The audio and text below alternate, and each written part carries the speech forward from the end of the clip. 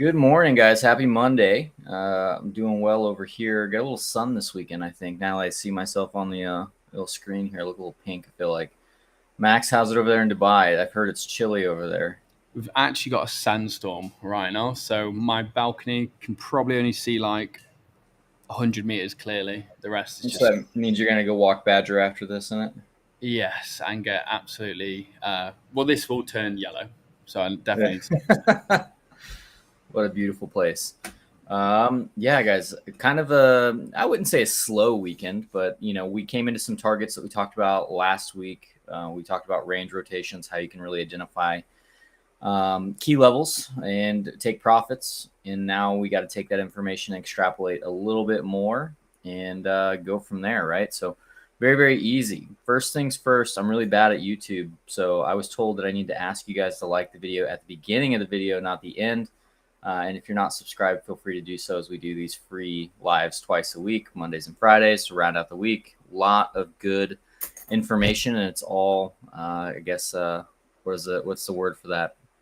Besides free, no gatekeeping. So if you have questions, fire away in the chat. I'll get my chart up. We'll get into Bitcoin here and rock and roll. And Max is already putting it in the chat.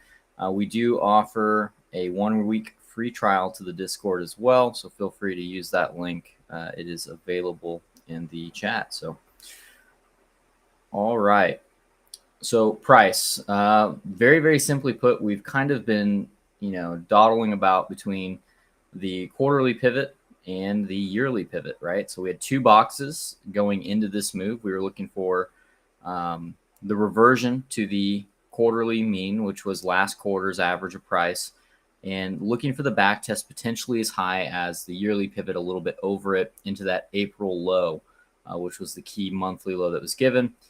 Your dead giveaways were going to be just your session ranges, right? So we talked about June, and that June potentially would lead to a larger move up. We also talked about the bi-monthly as well, as I believe the point of control is pretty close to where we landed right here. Perfect. And we knew that the quarterly, even though not realistically making this a target, but it does kind of add to the idea that this is a very important area to be hanging on to, because you're trying to find your way back into that quarterly range. The quarter does end in 11 days.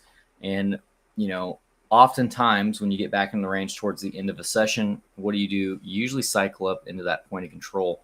But what would that mean for price if it went ahead and made that leg up? For me, I would realistically be looking at this as a reclaim of the range, and I wouldn't just be looking for a run to the point of control. I would be looking for the rotation to the highs, right? So, that's kind of where we left off. We've come into that key level. You've got to get through the yearly pivot and the April low. If you're in the group, we talked about, my preference would be to come up above the local high and then trade the reaction if there is one. If there is no reaction, we just don't do anything with it. You're not going to just short to short. But what you want to see is come up and either get a back test of support, or it comes through support and we trade it down. Locally, if we don't see the move up and push, I'll let Max get into his thoughts on that, because he was talking to OI a little bit before the stream, and he lost me almost immediately. No, I'm kidding.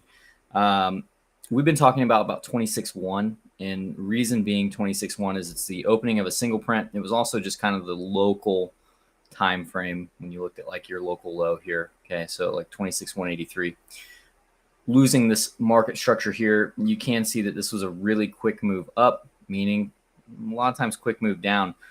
It doesn't always mean that. It depends on what went on leading up to this price action and thereafter. But in this instance, with that single print there, it does lead you back down to that daily naked point of control.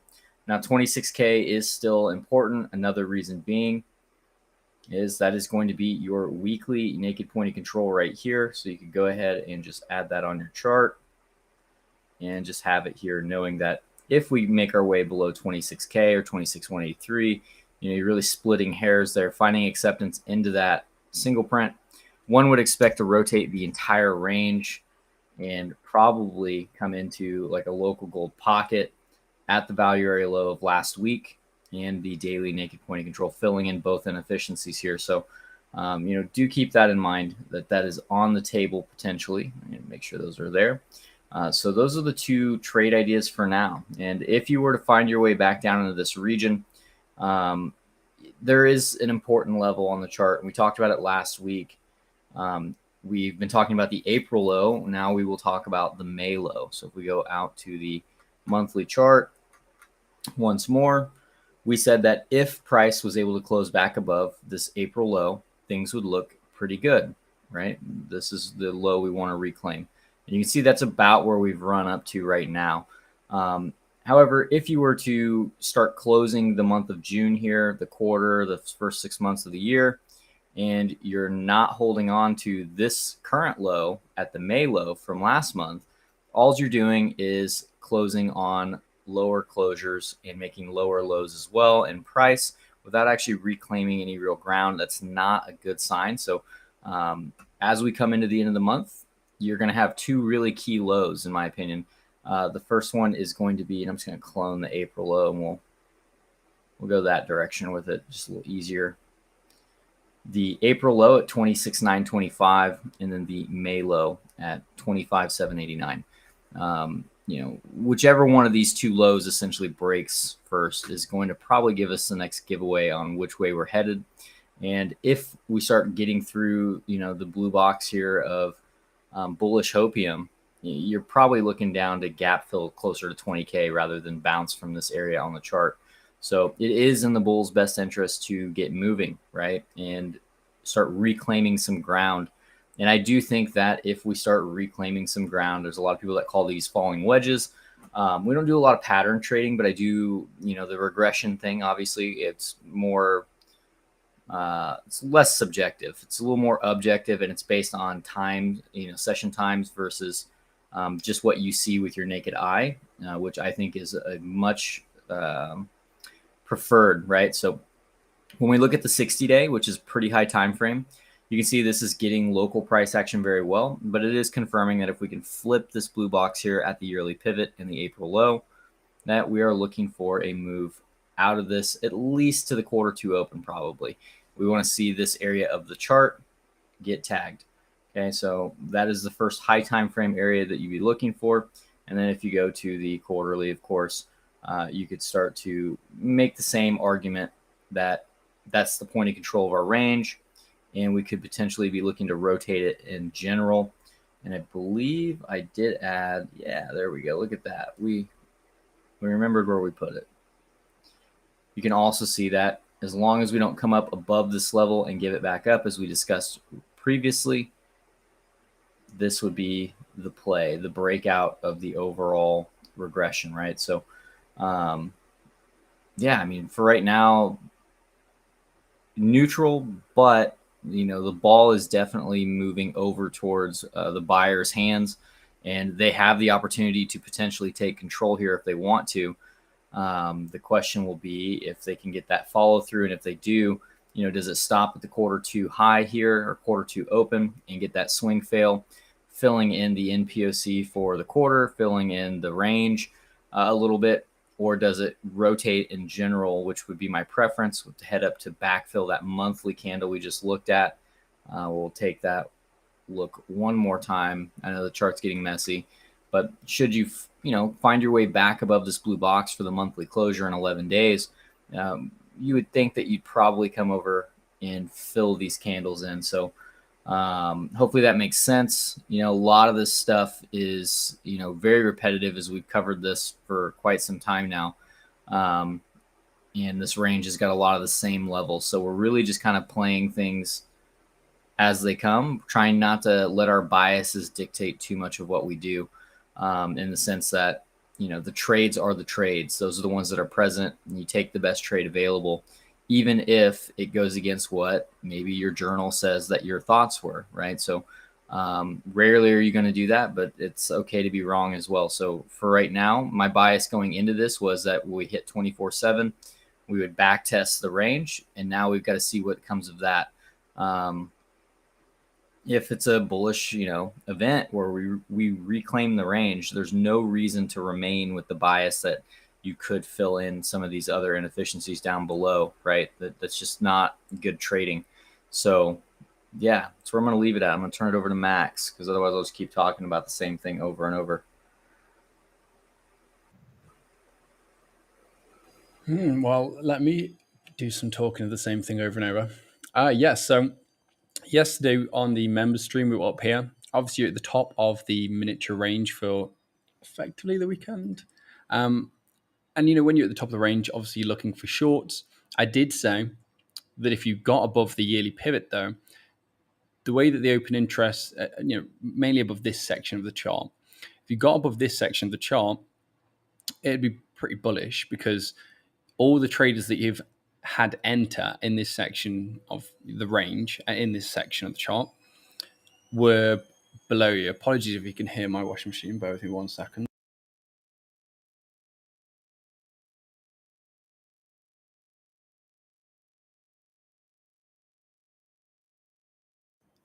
Close that door. But yes, similar thing today. If you can get above the yearly pivot and really hold above it, more specifically, because you don't want it to SFP, the high here. But if you can get above this yearly pivot, we know from the past, 2 months almost, how important this level has been on the charts. So we can get above there and hold, even with what we've currently got locally over the weekend and even today, because, open interest has been increasing today. It's going to be pretty bullish. And, yesterday you had a nice area where one could have put their stop loss. If it's going to break above now, it's a little bit further down.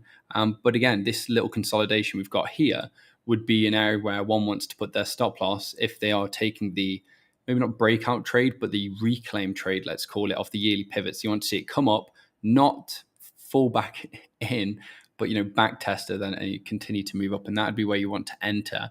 But you really want to see increasing open interest as you get above there.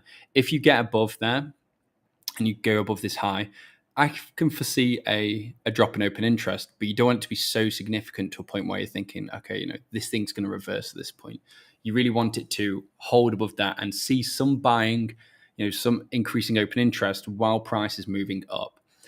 And with what we've currently got right now, really locally, so I'm going to go down to the 1 minute.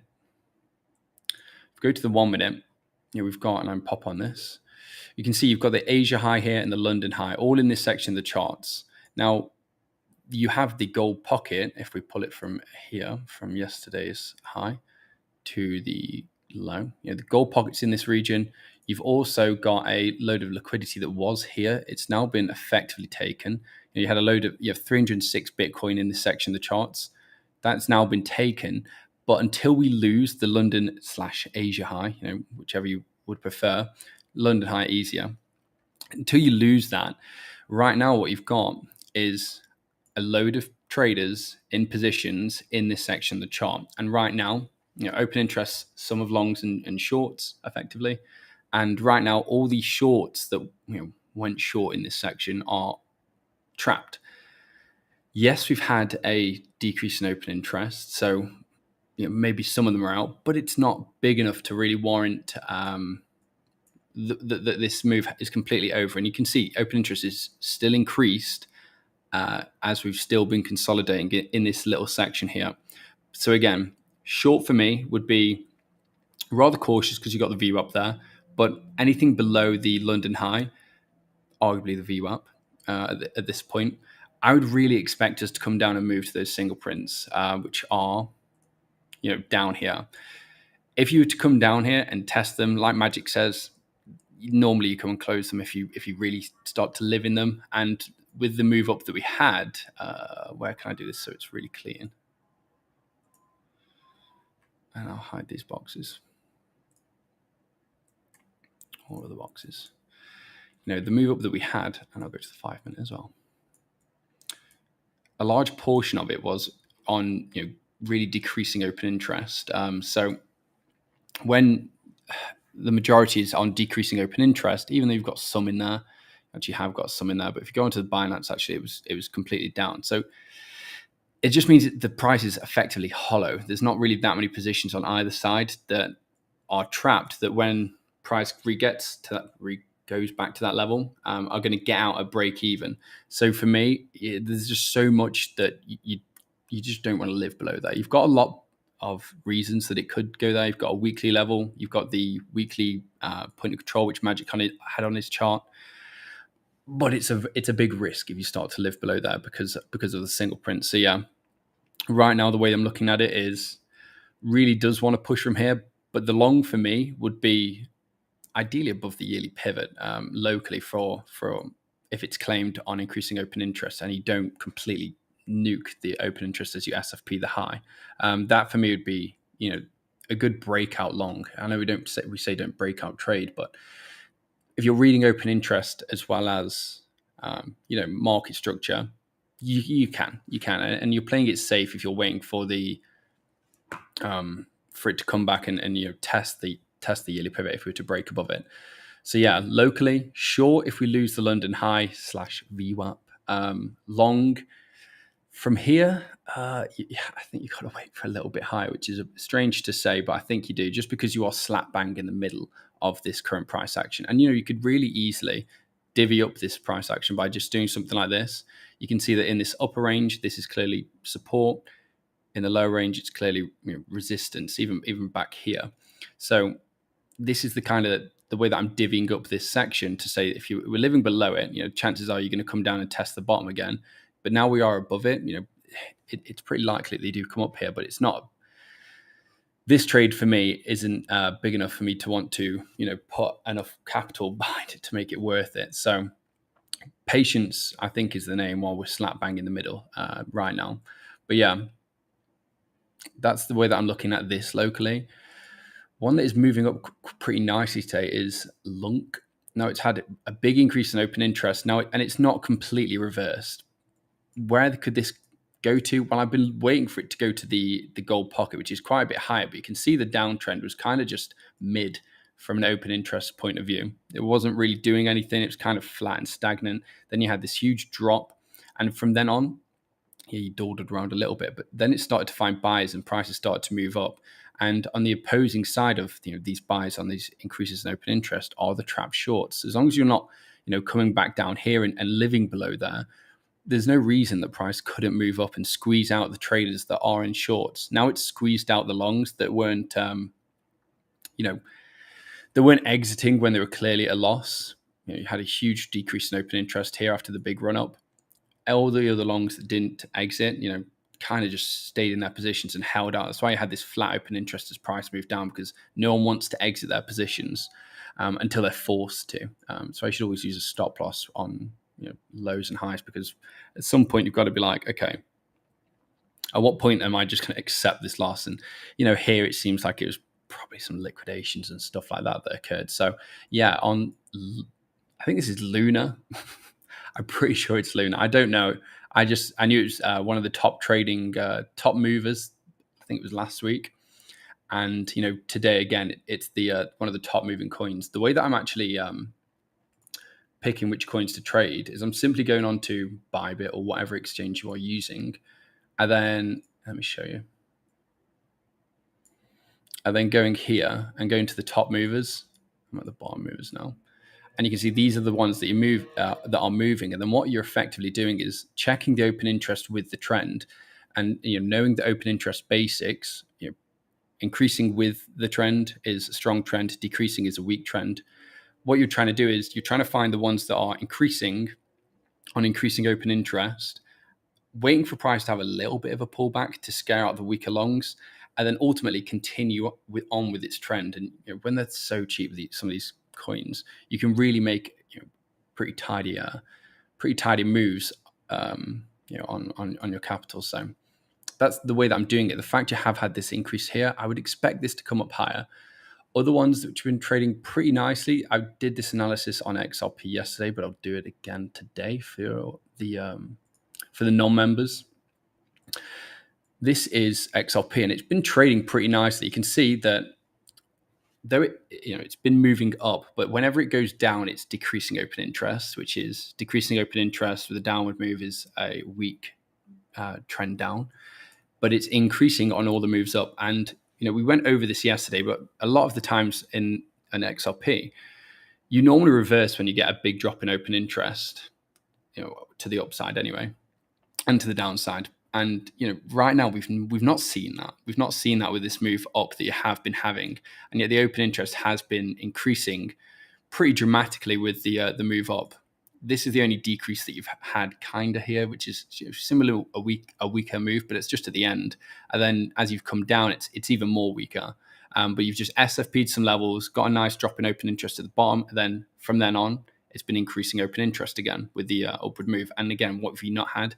You've not had that decrease in open interest towards the highs. So I would really like this to get a move up, come up to 0.5104, because this is the 0.5 from a local gold pocket. If we go to the hourly, it's the 0.5 from here, and it's also, this area's been pretty clean support and resistance in the past. And I just really like the fact it lined up with the 0.5. I just don't see why this wouldn't continue just to come up to here and at least test it, because you've bounced from this support now. I think this was overnight. Bounced from what was really basic support and resistance. You've bounced from there again. There's no reason that you wouldn't come up to the higher region, which is just simply support and resistance. It's really basic stuff. Find support, find resistance. If you get above it and bounce, it's effectively claimed it at this point.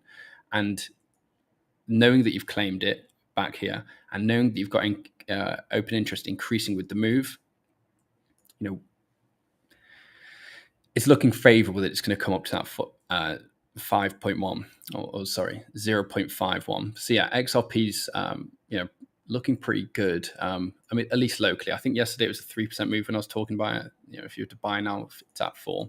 But yeah, the best trade was down here, because not only did you bounce from the support, you also got an SFP. So SFPs are the one that you need to be trading. But yeah, definitely expecting this to come up higher. And does it follow Bitcoin?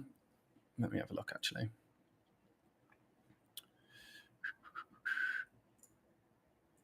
Let's have a look. Oops. Just wait for this to load in. Do we have XRP on here? We do not.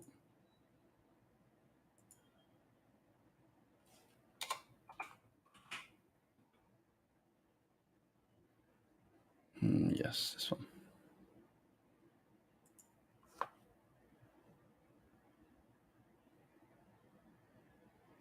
Yeah, so it is following Bitcoin quite a bit there, actually. On the when I'm on the 1 minute here, let's go to the hourly, because that might be more important.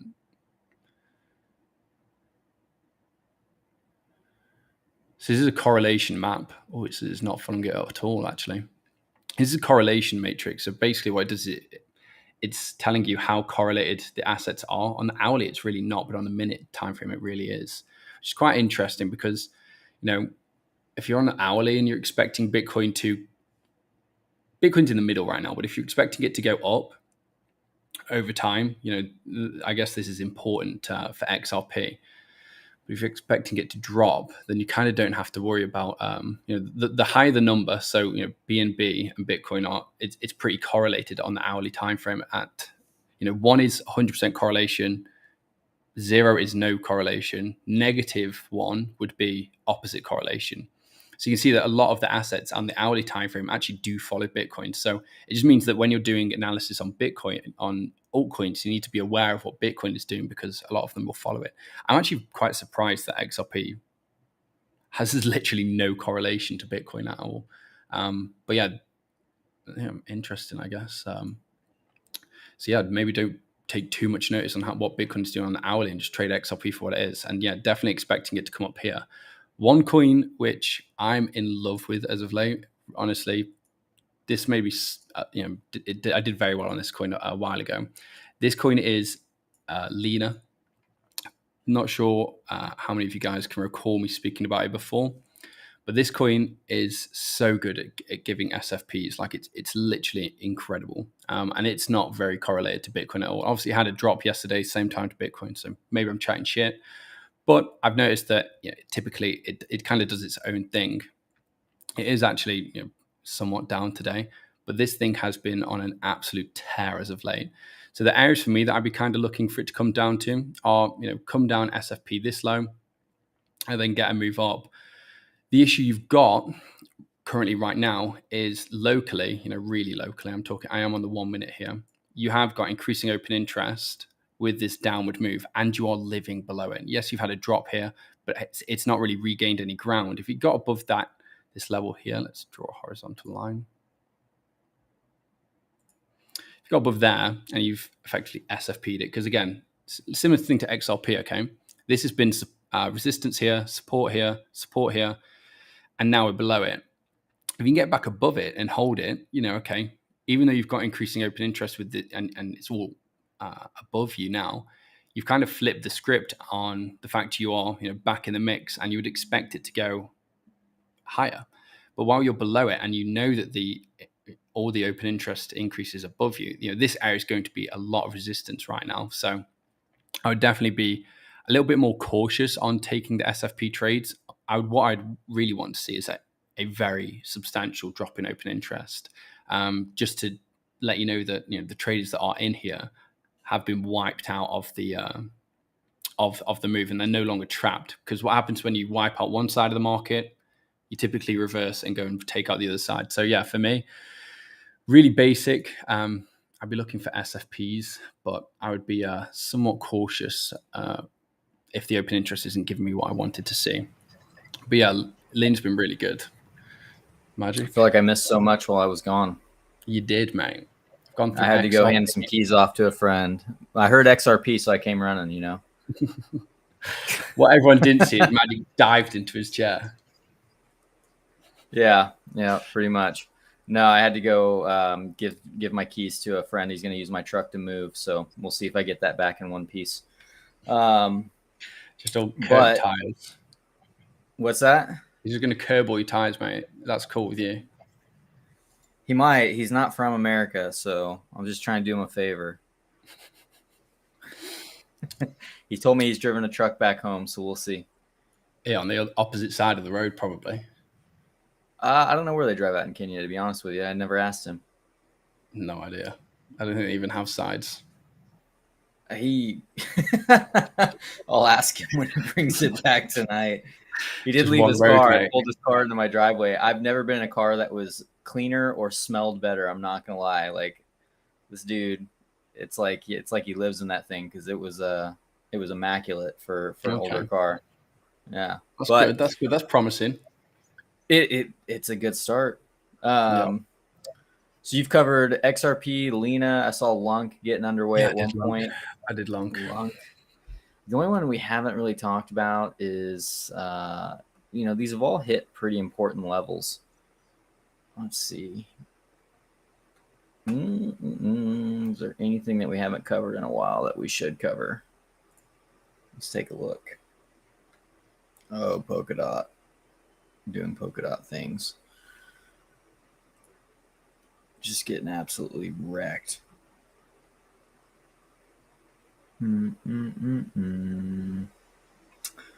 Oh, let's take a look at one of these random ones. We talked about ADA last week. We've talked about Matic. We've talked about XRP. I can't remember if we covered Atom last week. Yeah, we did. And we covered KDA. Let's look at Polkadot. We'll look at Polkadot. That's one we haven't talked about in a while. There were two charts that really stood out as this was making its way down again after the bounce. DOT was one of my better entries at the time. For anyone that remembers, that box was like $4.38 down to like $4.19, I believe. You just had a really, really nice, solid level here, as you can see. And did we take the low? 422.40. We certainly did. 420 on the dot. Very nice. You had a really nice level here, and then you have a weekly swing fail that you could kind of start to back things up with right here. So you essentially have a nice little box if you wanted it. That this was going to be the area you were going to essentially retest. And I hate that this is like that, because I like everything just so. That way our boxes are perfect. Not that trading has to be perfect. We've talked about this before. This was the, the original, hey, I want to see this level, hit, and we got pretty close. There was a monthly naked point of control just above us here. Was it 438? This has been a while, but I'm pretty sure that's where it was. Yeah, I think that's where it was. Well, this chart is not labeled at all, so that's not doing us any good. Either way, you did have an NPOC right here. You can see that you came down, you found support, and now you're coming back to this major support. So, huge horizontal support, also weekly breaker. And if you just zoom out a little bit here and you take a peek at it and log, you can kind of see what I'm getting at, that this really is your last setup of support that you want to be buying before this goes into price discovery to the downside. So to me, I'm going to look at this pretty opportunistically for right now. However, if Bitcoin fails to reclaim the range and fails to make this push higher, I would not expect alts to fare well, especially if Bitcoin dominance is increasing. Now, on the chance that Bitcoin reclaims the range and continues higher, you could be looking at this and saying, man, this could be a really good opportunity to get in lower and maybe even accumulate over time, as USD paired alts are not going to really just like fly in comparison to Bitcoin right now. With everything going on, this reminds me of 2021 Bitcoin at the low. Actually, looks like a bat, like, right off the rip, and it's definitely not, because that is way too deep of a retrace. The log gave me the idea it would be something better. This is a nothing burger. It's got the nice M shape to it, though. So for me, opportunistic, above 378. Anything below 378 on DOT, and you've got some issues, in my opinion. I think that you could be running into some serious problems. I think Binance is where that was. There we go. Binance had the chart, and it was the USD pair. So this was your monthly point of control, naked point of control, down to 419 here. And this is showing us the same level on Binance. It's going to be 376. So 376 or 378. You really don't want to see this level lost. If so, you can kind of see where you're heading on the chart. It's not going to look pretty for a while. So I am going to treat this as an opportunity for now, especially if Bitcoin is reacting favorably. And I think that's really part of the key, because as you can tell, even when Bitcoin is acting the way it is and alts aren't really getting their day in the sun just yet, this is still a fantastic move to capitalize on, right? You can still get 86% moves. That's fantastic. Will those translate into 100, 200, 300% moves over time? Potentially, if this market gets underway again and Bitcoin makes that run up to higher valuations, eventually peaking out on dominance and peaking out on price a little bit, whether that's already happened or if it happens again in the future. Especially if it happens in the future, I guess that's the hypothetical here. Money rotates back into alts, and if this has already built a big base, you can kind of start to look at that Q4 high and key level and say, man, my targets after this really do become 999 and like 1333, and that's really a long ways away and almost not worth talking about. But you have to start planning for the future a little bit on some of these assets, and the big caps are really easy to spot and do that with. So when people say big caps don't offer the opportunities, they certainly do. Now everything's still going to hinge on Bitcoin, just like any other altcoin.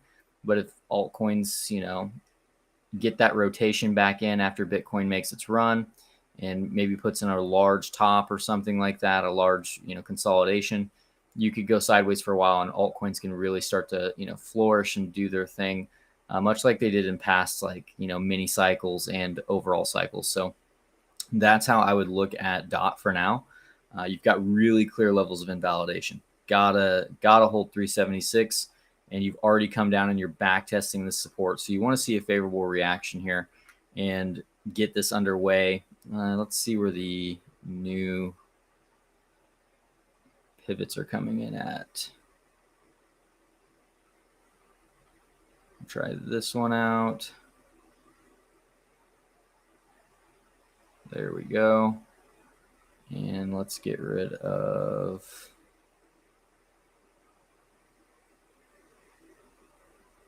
these. Yeah, everything's above you, basically showing you the very first one coming in at 488. But even looking at this, if it just bounces back to its quarterly average from this downtrend, you're looking for a move from 450 up to 531. An 80-cent move for an asset like this is close to 20%. It's not a bad spot play, to be honest with you. Anything above that, and you've got to kind of evaluate the market and see where it's going, and if you want to continue to hold it, or if you're going to take profits, much like on the way up here. We took profits fairly quickly. I think the first take profit was the 531 quarter one level, and then we were just basically using pivots after that, looking for old support and resistance, which this box had served us pretty well. You can see we did deviate the high of it, but eventually turned it back into resistance, and down we go. So yeah, that'd be the one alt that I'd keep an eye on. You're right at support, and you do have the ability to go below this support into that 375 to 380 level, whatever you want to call it.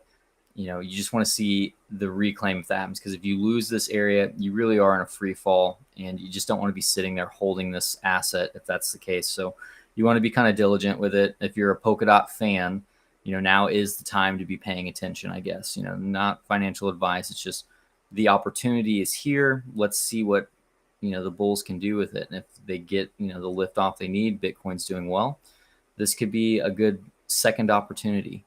The only other one that did that was Algorand, and I think Algorand's chart made a pretty sizable new low, a new all-time low actually, after being deemed a security by the SEC. So we can jump into that one another time. I'd actually like to do more of a deep dive on that chart because it's been a while.